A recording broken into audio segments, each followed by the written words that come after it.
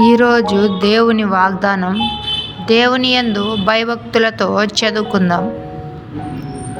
గొప్ప ఐశ్వర్యము కంటే మంచి పేరును వెండి బంగారముల కంటే దయయు కోరదగినవి. ఐశ్వర్యవంతులను దరిద్రులను కలిసి యుందురు, వారందరినీ కలుగజేసిన వాడు యెహోవాయే. బుద్ధిమంతుడు అపాయము వచ్చుట చూచి దాగును, జ్ఞానము లేని వారు యోచింపక ఆపదలో పడుదురు. యెహోవా యందు భయభక్తులు కలిగియుండుట వినయమునకు ప్రతిఫలము. ఐశ్వర్యమును ఘనతయు జీవమును దాని వలన కలుగును. ముండ్లును ఉరులను మూర్ఖుల మార్గములో ఉన్నవి, తన్ను కాపాడుకొనువాడు వాటికి దూరముగా ఉండును. బాలుడు నడవవలసిన త్రోవను వానికి నేర్పుము, వాడు పెద్దవాడైనప్పుడు దాని నుండి తొలగిపోడు. ఐశ్వర్యవంతుడు బీదల మీద ప్రభుత్వము చేయును, అప్పు చేయువాడు అప్పిచ్చిన వానికి దాసుడు.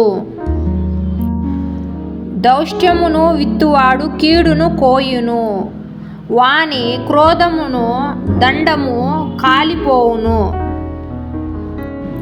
దయాదృష్టి గలవాడు తన ఆహారములో కొంత దరిద్రునికి ఇచ్చును, అట్టివాడు దీవెన నొందును. తిరస్కార బుద్ధిగల వాని తోలివేసిన ఎడల కలహములు మానును. పోరు తీరి అవమానము మానిపోవును. హృదయశుద్ధిని ప్రేమించుచు దయగల మాటలు పలుకువానికి రాజు స్నేహితుడగును. యెహోవా చూపులు జ్ఞానము గల వానిని కాపాడును. విశ్వాసఘాతకుల మాటలు ఆయన వ్యర్థము చేయును.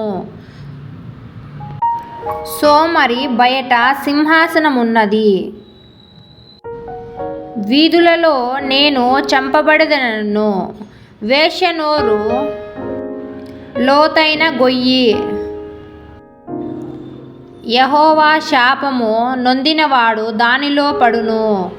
బాలుని హృదయంలో మూఢత్వము స్వాభావికముగా పుట్టును.